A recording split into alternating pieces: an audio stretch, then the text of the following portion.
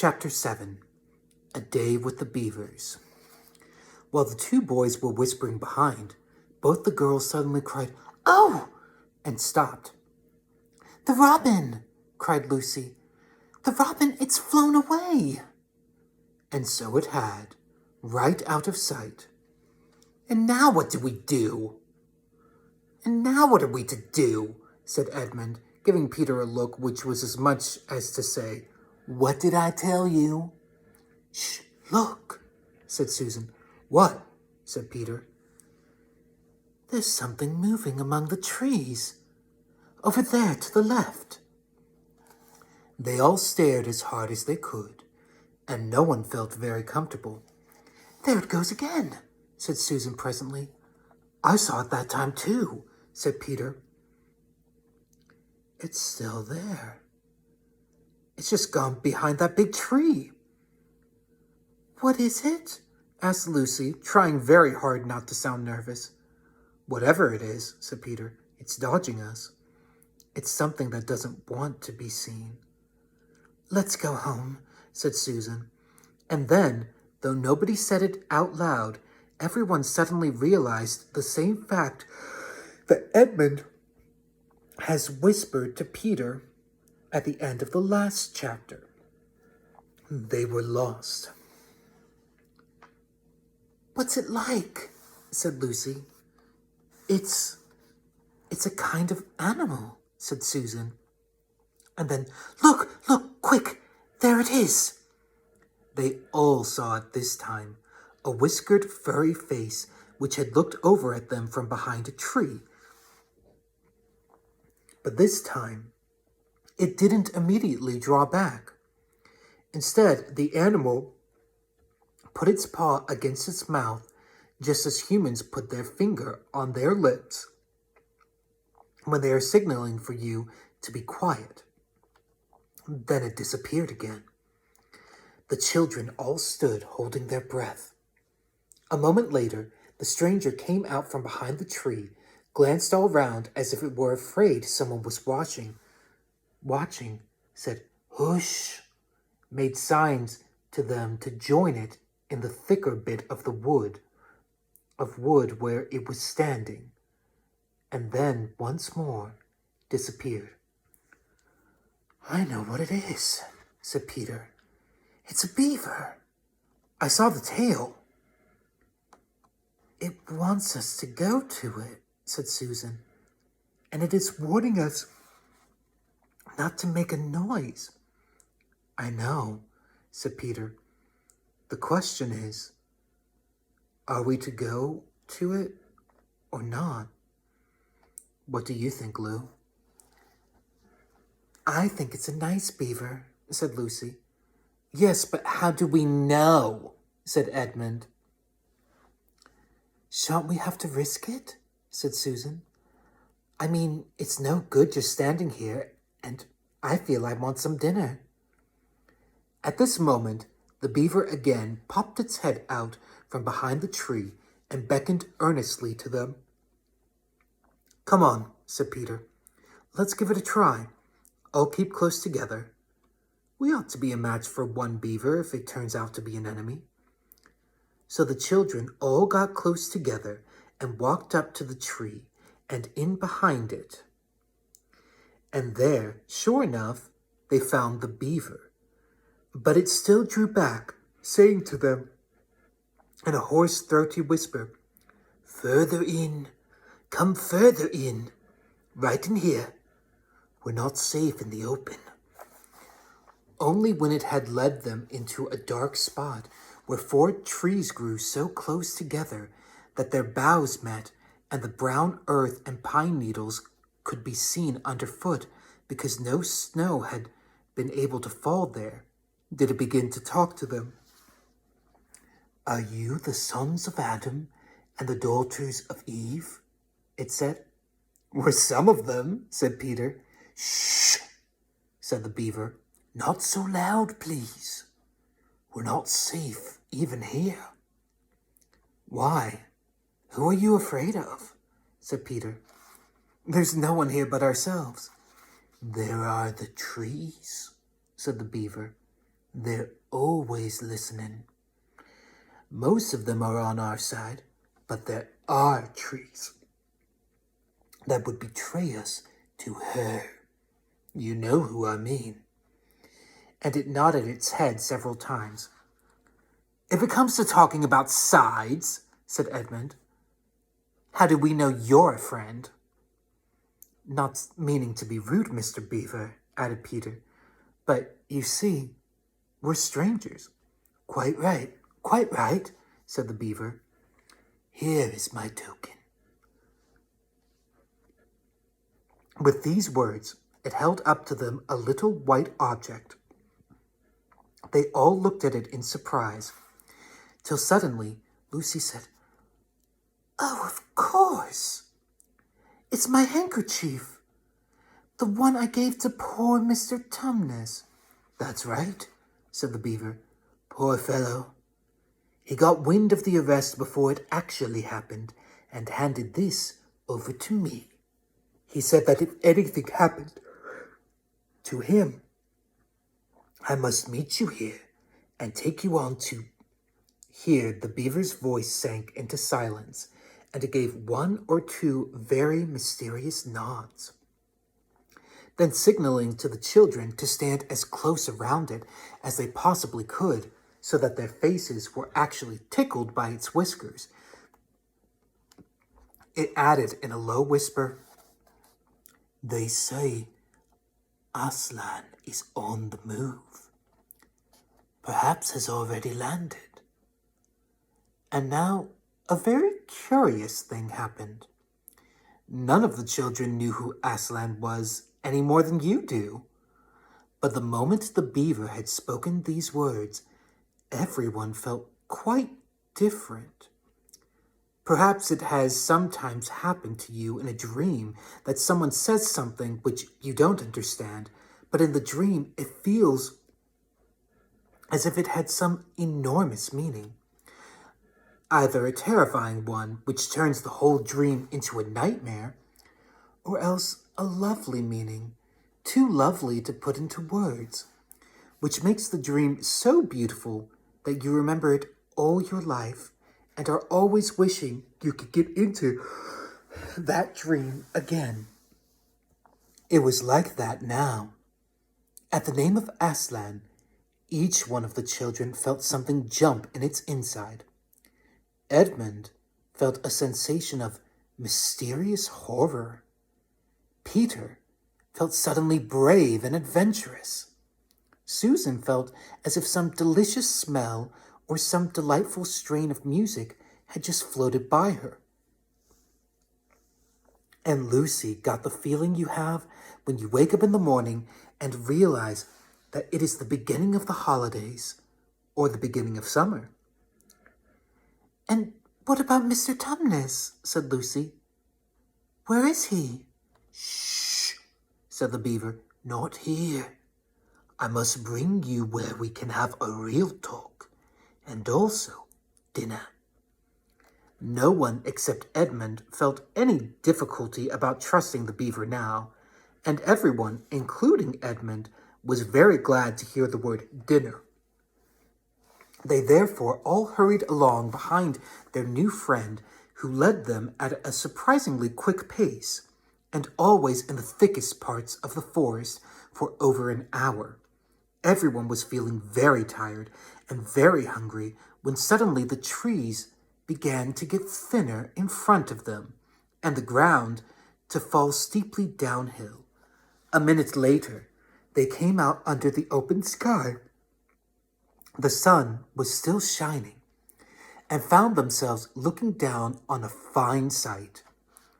They were standing on the edge of a steep, narrow valley, at the bottom of which ran, at least it would have been running if it hadn't been frozen, a fairly large river. Just below them, a dam had been built across this river, and when they saw it, everyone suddenly remembered that, of course, beavers are always making dams, and felt quite sure that Mr. Beaver had made this one. They also noticed that he now had a sort of modest expression on his face.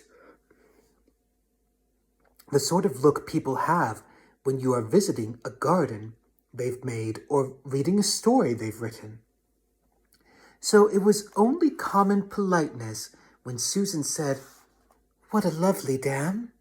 And Mr. Beaver didn't say, "Hush," this time, but "Merely a trifle, merely a trifle." And it isn't really finished. Above the dam, there was what ought to have been a deep pool, but was now, of course, a level floor of dark green ice. And below the dam, much lower down, was more ice. But instead of being smooth, this was all frozen into the foamy and wavy shapes in which the water had been rushing along at the very moment when the frost came, and where the water had been trickling over and spurting through the dam, there was now a glittering wall of icicles, as if the side of the dam had been covered all over with flowers and wreaths and festoons of the purest sugar. And out in the middle, and partly on the top of the dam, was a funny little house shaped rather like an enormous beehive, and from a hole in the roof, smoke was going up, so that when you saw it, especially if you were hungry, you at once thought of cooking and became hungrier than you were before. That was what the others chiefly noticed, but Edmund noticed something else. A little lower down the river, there was another small river, which came down another small valley to join it. And looking up that valley, Edmund could see two small hills. And he was almost sure they were the two hills which the White Witch had pointed out to him when he parted from her at the lamp-post that other day. And then, between them, he thought, must be her palace, only a mile off or less. And he thought about Turkish delight, and about being a king. And I wonder how Peter will like that, he asked himself, and horrible ideas came into his head. "Here we are," said Mr. Beaver, "and it looks as if Mrs. Beaver is expecting us. I'll lead the way, but be careful and don't slip." The top of the dam was wide enough to walk on, though not for humans, a very nice place to walk because it was covered with ice, and though the frozen pool was level with it on one side, there was a nasty drop to the lower river on the other. Along this route, Mr. Beaver led them in single file right out to the middle, where they could look a long way up the river and a long way down it. And when they had reached the middle, they were at the door of the house. "Here we are, Mrs. Beaver," said Mr. Beaver. "I've found them. Here are the sons and daughters of Adam and Eve." And they all went in. The first thing Lucy noticed as she went in was a burring sound, and the first thing she saw was a kind-looking old she-beaver sitting in the corner with a thread in her mouth, working busily at her sewing machine, and it was from it that the sound came. She stopped her work and got up as soon as the children came in. "So you've come at last," she said, holding out both her wrinkled old paws. "At last! To think that ever I should live to see this day. The potatoes are on boiling and the kettle's singing, and I dare say, Mr. Beaver, you'll get us some fish." "That I will," said Mr. Beaver, and he went out of the house. Peter went with him, and across the ice of the deep pool to where he had a little hole in the ice which he kept open every day with his hatchet. They took a pail with them. Mr. Beaver sat down quietly at the edge of the hole.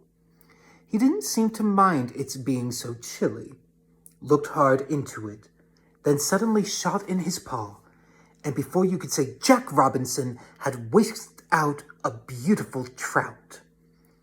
Then he did it all over again until they had a fine catch of fish.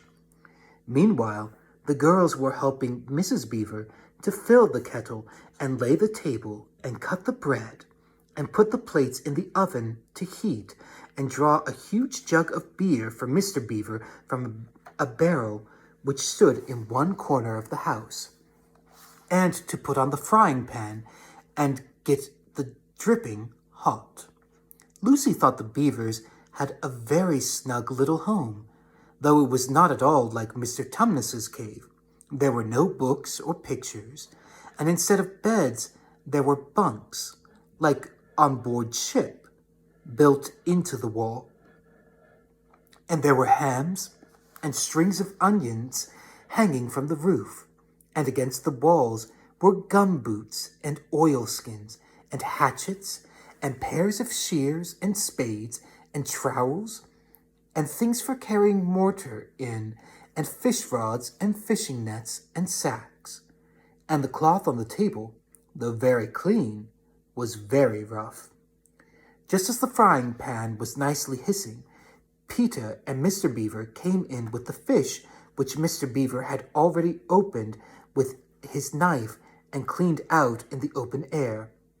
You can think how good the new-caught fish smelled while they were frying, and how the hungry children longed for them to be done, and how very much hungrier still they had become before Mrs. Beaver said, "Now we're nearly ready." Susan drained the potatoes, and then put them all back in the empty pot to dry on the side of the range, while Lucy was helping Mrs. Beaver to dish up the trout, so that in a very few minutes everyone was drawing up their stools. It was all three-legged stools in the Beavers' house, except for Mrs. Beaver's own special rocking chair beside the fire, and preparing to enjoy themselves. There was a jug of creamy milk for the children. Mr. Beaver stuck to beer, and a great big lump of deep yellow butter in the middle of the table, from which everyone took as much as he wanted to go with his potatoes. And all the children thought, and I agree with them, that there's nothing to beat good freshwater fish if you eat it when it has been alive half an hour ago and has come out of the pan half a minute ago. And when they had finished the fish, Mrs. Beaver brought unexpectedly out of the oven a great and gloriously sticky marmalade roll, steaming hot, and at the same time moved the kettle onto the fire, so that when they had finished the marmalade roll, the tea was made and ready to be poured out. And when each person had got his or her cup of tea, each person shoved back his or her stool so as to be able to lean against the wall, and gave a long sigh of contentment. "And now," said Mr. Beaver, pushing away his empty beer mug and pulling his cup of tea towards him, "if you'll just wait till I've got my pipe lit up and going nicely, why, now we can get to business. It's snowing again," he added, cocking his eye at the window. "That's all the better, because it means we shan't have any visitors. And if anyone should have been trying to follow you, why, he won't find any tracks."